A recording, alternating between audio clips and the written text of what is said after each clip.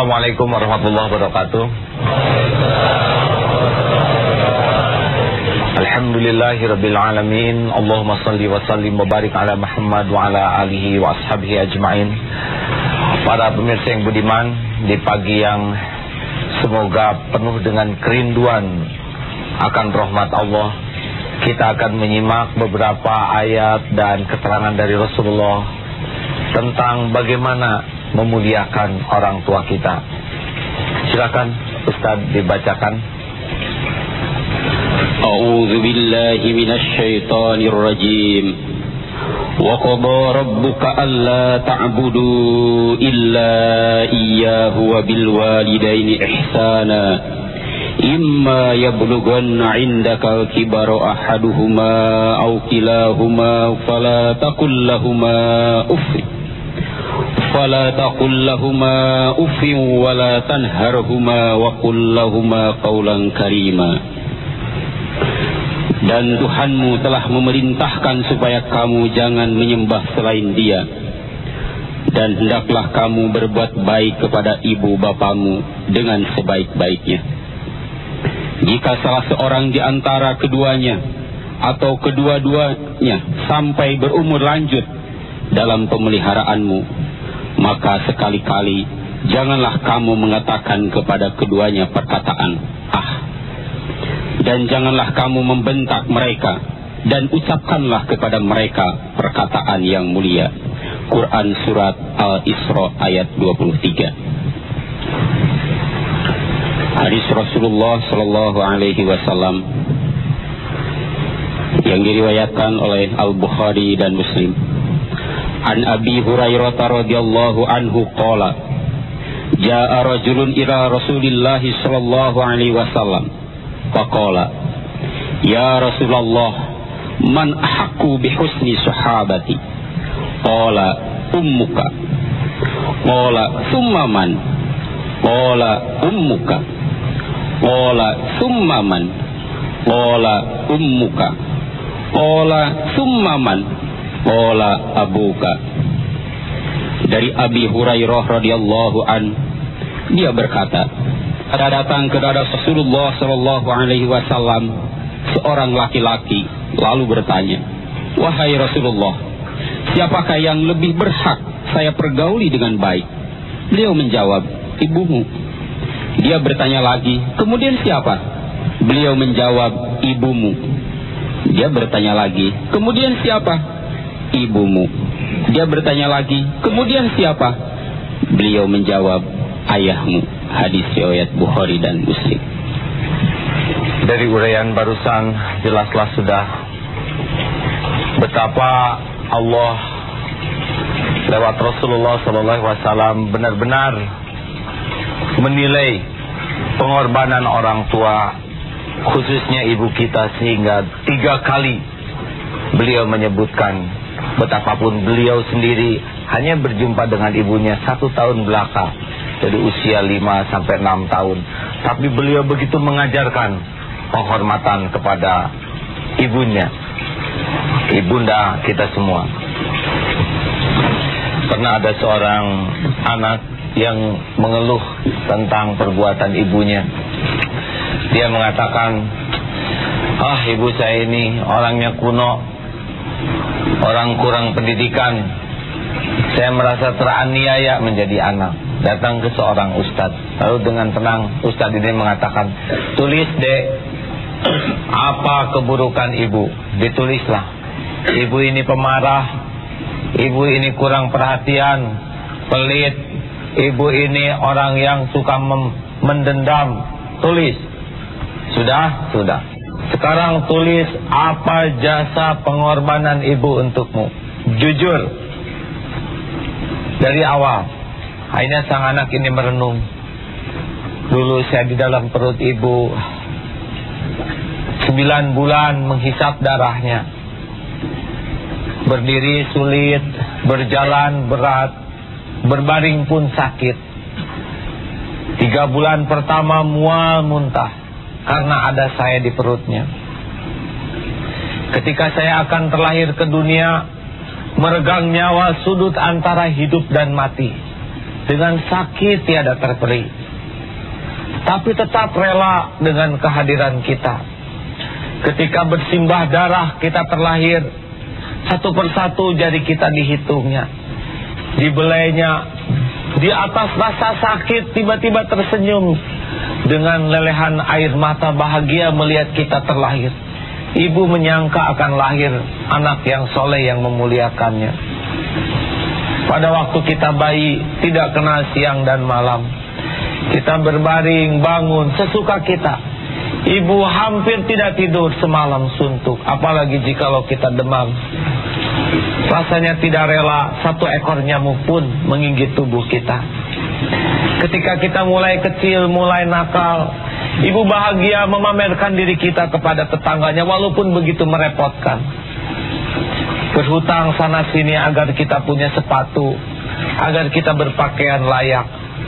Ketika menjelang sekolah, ibu dan ayah bersungguh-sungguh membanting tulang mencari nafkah agar kita bisa bersekolah seperti anak-anak yang lain.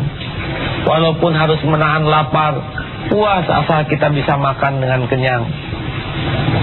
Semakin lama kita semakin besar.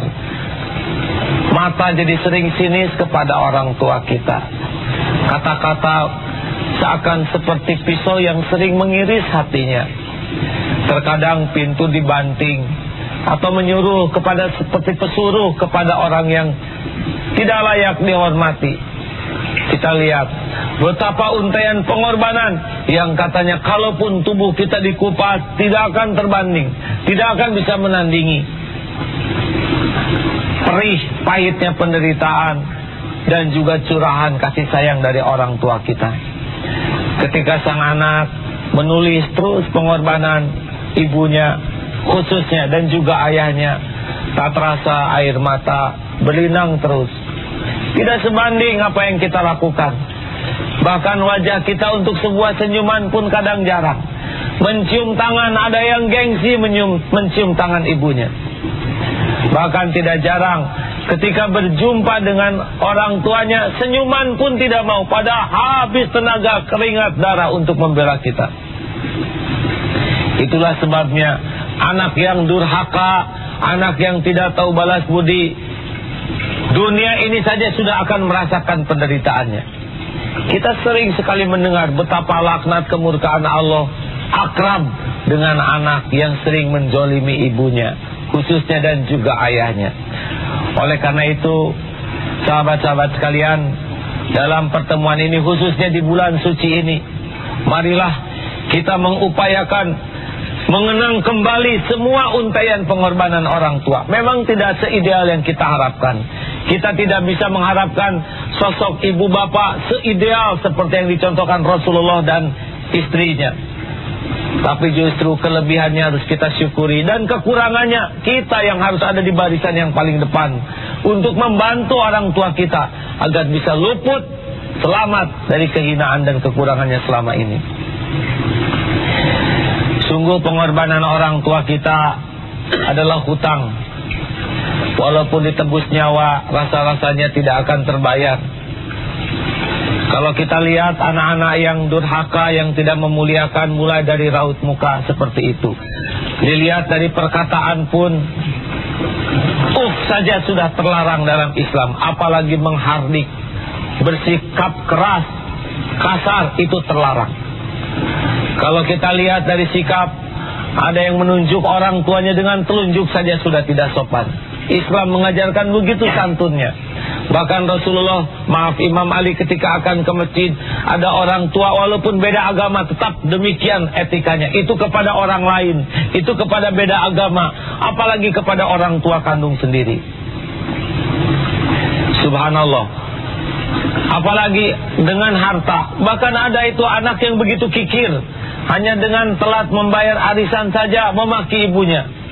Padahal pengorbanan orang tua tidak ternilai jumlahnya. Ada yang kikir, padahal anaknya berkecukupan, tapi orang tuanya serba terbatas, dia kikir untuk memberikan. Ada juga yang kikir untuk memuliakan orang tua kian jompo, karena dia punya uang, simpan saja di jompo karena dia tidak mau berat. Ini juga sudah merupakan perbuatan tercela. Padahal dulu kita menyusahkannya. Ada juga yang malu dengan status orang tuanya. Pernah ada suatu saat dalam wisuda, orang tuanya dari desa dengan penampilan desa yang ala kadarnya. Tapi anaknya ini merasa orang elit, orang kota, sehingga dia tidak mau orang tuanya diketahui oleh teman-temannya. Disuruhlah ibunya itu dan bapaknya itikaf di masjid, karena jangan sampai ketahuan oleh rekan-rekan bahwa ibunya hanya sekadar orang desa. Ini sebuah bentuk kedurhakaan. Na'udzubillahi min dzalik. Termasuk yang terlarang di dalam agama kita adalah memaki orang tua. Bagaimana memaki orang tua? Memaki orang tua orang lain yang menyebabkan orang tersebut memaki orang tua kita, berarti sudah memaki orang tua sendiri. Artinya setiap kali kita memaki-maki orang tua orang lain, itulah yang akan mengundang orang lain pun memaki orang tua kita. Itu termasuk dosa besar yang didapat dari Rasulullah SAW. Oleh karena itu, fala taqul lahuma, dilarang kita saja, dilarang. Harusnya kata-kata yang mulia saja yang keluar dari lisan kita.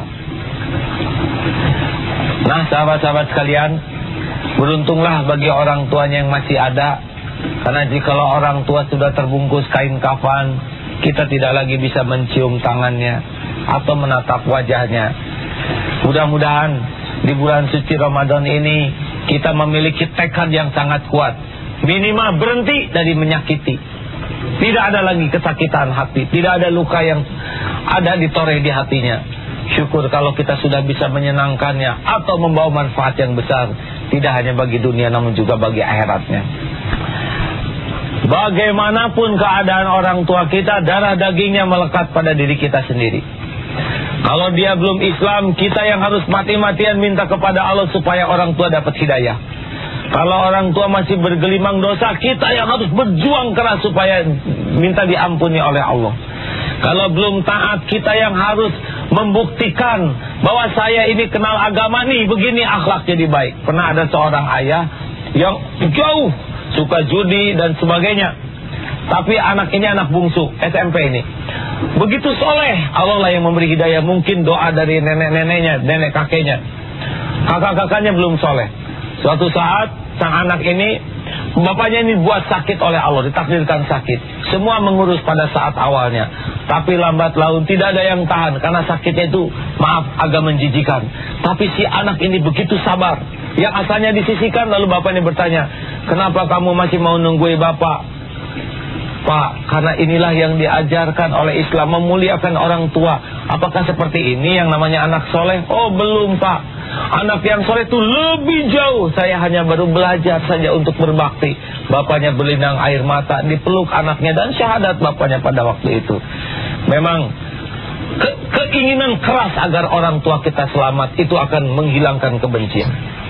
Baik, kita tutup dengan doa. Allahumma sholli ala Muhammad wa ala alihi wa sahbihi ajma'in. Alhamdulillah ya Allah, Allahumma ighfir lana wa liwalidayna hamhuma kama rabbayana shighara. Ya Allah, ampuni seluruh perilaku kami kepada ibu bapak kami. Ampuni jikalau sorot mata kami pernah melukai hati. Ampuni jikalau tutur kata kami pernah mencabik-cabik perasaannya. Ampuni jikalau kami selama ini mengabaikan dan tiada tahu balas budi.